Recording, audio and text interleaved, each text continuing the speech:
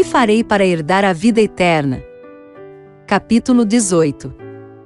Combatei o bom combate da fé. Milita a boa milícia da fé, toma posse da vida eterna, para a qual também foste chamado, tendo já feito boa confissão diante de muitas testemunhas. E te responsabilizo aos olhos de Deus, que guardes este mandamento sem mácula, irrepreensível, até a aparição de nosso Senhor Jesus Cristo. 1 Timóteo 6, 12 a 14, versão King James em inglês. Quando as almas se convertem, a sua salvação ainda não está consumada. Tem então uma corrida a correr.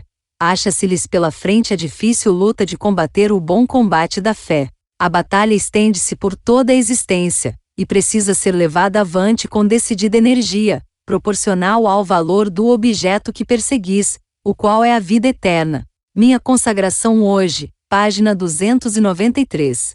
Portanto, deixemos todo o peso e o pecado que tão de perto nos rodeia, e corramos com paciência a carreira que nos está proposta, olhando para Jesus, autor e consumador da fé. Hebreus 12, 1 e 2. O peso são os maus hábitos, as más práticas que temos formado ao seguir as nossas inclinações naturais. Comentário Bíblico, volume 7, página 934. Quando nos achegamos aos pés da cruz, entregamos todos os nossos velhos hábitos e práticas pecaminosas. Como fazemos isso? Desistimos do nosso direito de viver de acordo com nossos costumes antigos, e decidimos viver apenas para Deus através de seu poder. Toda pessoa herda certos traços de caráter não cristãos. Constitui a grandiosa e nobre tarefa de uma vida, manter sob controle essas tendências para o mal. São as coisas pequeninas que atravessam nosso caminho, que são susceptíveis de nos levar a perder nosso poder de domínio próprio. Nos lugares celestiais, página 236. Ele precisa renovar a sua consagração cada dia, e cada dia batalhar contra o mal. Velhos hábitos, tendências hereditárias para o erro, lutarão para manter a supremacia, e contra isto deve ele estar sempre em guarda, lutando na força de Cristo pela vitória. Atos dos Apóstolos, página 267. Não reine, portanto, o pecado em vosso corpo mortal, para lhe obedecerdes em suas concupiscências. Nem tampouco apresenteis os vossos membros ao pecado por instrumentos de iniquidade, mas apresentai-vos a Deus, como vivos dentre mortos, e os vossos membros a Deus, como instrumentos de justiça. Romanos 6, 12 e 13. Logo que inclinemos nossa vontade de modo a harmonizar com a vontade de Deus, a graça de Cristo estará pronta a cooperar com o instrumento humano. Nos lugares celestiais, página 23. Que não sejamos encontrados na posição daqueles por quem o Salvador morreu em vão. Em Cristo há graça suficiente para superar todos os nossos maus traços de caráter, e a força é encontrada somente nele. Review and Herald, 17 de março de 1891. No demais, irmãos meus, fortalecei-vos no Senhor, e na força do seu poder. Revesti-vos de toda a armadura de Deus, para que possais estar firmes contra as astutas ciladas do diabo. Porque não temos que lutar contra a carne e o sangue, mas sim contra os principados, contra as potestades, contra os príncipes das trevas deste século, contra as hostes espirituais da maldade, nos lugares celestiais. Efésios 6, 10 a 12. Sede sóbrios, vigiai, porque o diabo, vosso adversário, anda em derredor, bramando como leão, buscando a quem possa tragar, ao qual resisti firmes na fé, sabendo que as mesmas aflições se cumprem entre os vossos irmãos no mundo. 1 Pedro 5, 8 e 9. Todo cristão precisa manter-se em guarda continuamente, vigiando cada avenida da alma, por onde Satanás possa encontrar acesso. Ele necessita orar por divino auxílio, e ao mesmo tempo resistir resolutamente a toda inclinação para o pecado. Mediante coragem, fé, perseverante esforço, ele pode vencer. Mas lembre-se de que para alcançar a vitória, Cristo precisa habitar nele, e ele em Cristo. E somente mediante união pessoal com Cristo, por comunhão com Ele diariamente, a toda hora que podemos produzir os frutos do Espírito Santo. Lar Adventista, página 403. Orai em todos os momentos no Espírito, com toda oração e súplica. Para esse fim, mantenha-se alerta com toda perseverança. Efésios 6, 18. Quando se torna hábito da alma conversar com Deus, o poder do maligno é quebrado, pois Satanás não pode habitar perto da alma que se aproxima de Deus. Review and Herald, 3 de dezembro de 1889. Jamais podemos confiar seguramente em nós mesmos ou sentir, deste lado do céu, que estamos livres da tentação. Parábolas de Jesus, página 77. Vigiai, estai firmes na fé, sede corajosos, sede fortes. Que tudo o que fizerdes, seja feito em amor. 1 Coríntios 16, 13. Vigiai a furtiva aproximação do inimigo, vigiai os antigos hábitos e inclinações naturais, para que não se desenvolvam, forçai-os a retroceder, e vigiai, forçai-os a voltar 100 vezes, se for preciso. Vigiai os pensamentos, vigiai os planos, para que não se tornem egoístas e egocêntricos. Para conhecê-lo, página 348. Vigiai para não falar desprecipitadamente, mal-humorado e com impaciência. Vigiai para que o orgulho não venha a achar um lugar no coração. Vigiai, para que as más paixões não venham a vencer-vos, ao invés de vós subjugá-las. A fé pela qual eu vivo, página 222. Devo eu estar em guarda e sentir continuamente uma restrição sobre mim? Foi-me mostrado que temos diante de nós uma grande obra, quanto a esquadrinhar o próprio coração e vigiar-nos com ocioso cuidado. Cumpre-nos saber onde faltamos, e então guardar-nos naquele ponto.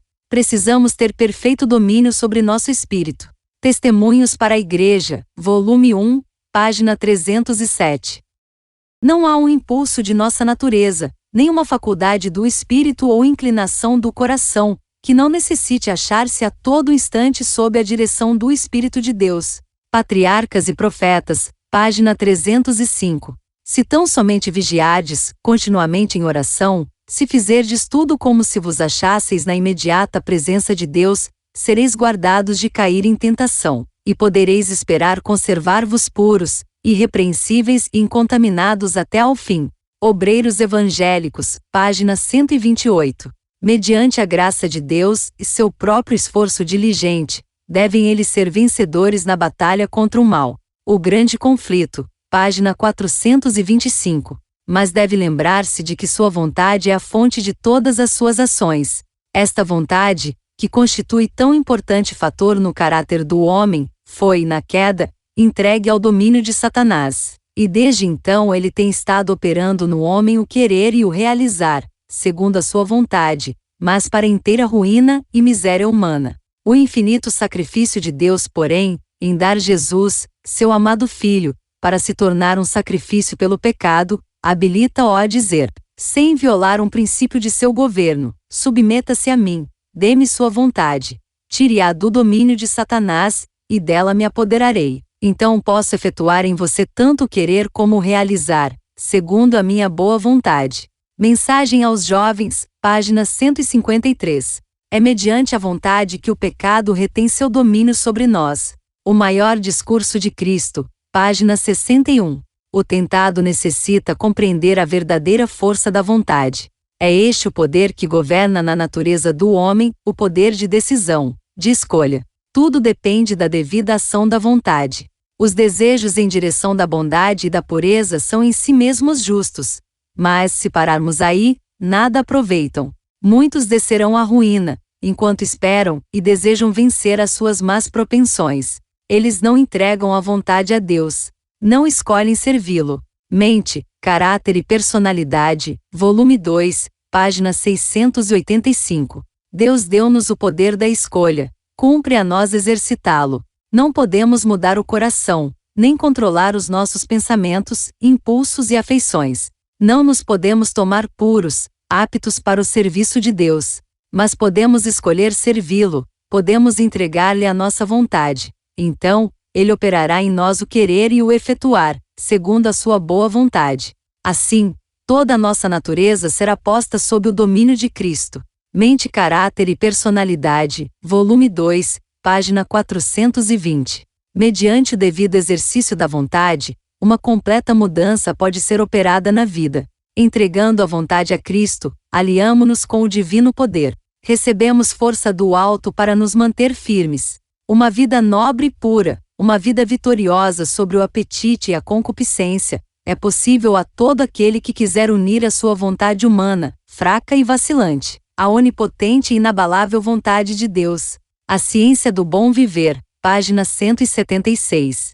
Os seres celestiais cooperarão com o agente humano que procura com decidida fé a perfeição de caráter que se manifeste na ação perfeita. A todo que se empenha nesta obra, Cristo diz: estou à tua destra, para te auxiliar. Colaborando a vontade do homem com a de Deus, ela se torna onipotente. Tudo o que deve ser feito a seu mando pode ser cumprido por seu poder. Todas as suas ordens são promessas habilitadoras. Parábolas de Jesus, página 176. Posso todas as coisas em Cristo que me fortalece. Filipenses 4, 13. À parte do poder divino, nenhuma reforma genuína pode ser efetuada.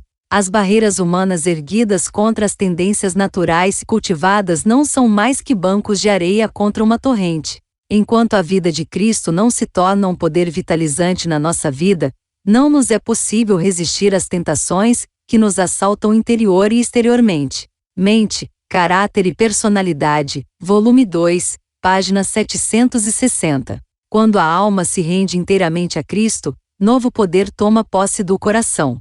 Opera-se uma mudança que o homem não pode absolutamente operar por si mesmo. É uma obra sobrenatural introduzindo um sobrenatural elemento na natureza humana. A alma que se rende a Cristo torna-se sua própria fortaleza, mantida por ele num revoltoso mundo, e é seu desígnio que nenhuma autoridade seja aí conhecida senão a sua. Uma alma assim guardada pelos seres celestes é inexpugnável aos assaltos de Satanás. Mas a menos que nos entreguemos ao domínio de Cristo, seremos governados pelo maligno. Temos inevitavelmente de estar sob o domínio de um, ou de outro dos, dois grandes poderes em conflito pela supremacia do mundo. Não é necessário que escolhamos deliberadamente o serviço do reino das trevas para cair-lhe sob o seu domínio. Basta negligenciarmos nos aliar com o reino da luz. Se não cooperarmos com os instrumentos celestes, Satanás tomará posse do coração e torná-lo a morada sua. A única defesa contra o mal é Cristo habitar no coração mediante a fé em sua justiça. A menos que nos unamos vitalmente a Deus, nunca poderemos resistir aos não santificados efeitos do amor próprio, da condescendência própria e da tentação para pecar. Podemos deixar muitos hábitos maus, podemos por tempo separar-nos de Satanás, mas sem uma ligação vital com Deus pela entrega pessoal a Ele momento a momento, seremos vencidos. Sem conhecimento pessoal com Cristo e constante comunhão ficamos submetidos ao inimigo, e havemos afinal de fazer-lhe a vontade. O desejado de todas as nações, página 223. Qual é a promessa de Jesus para que não precisemos ser vencidos por Satanás?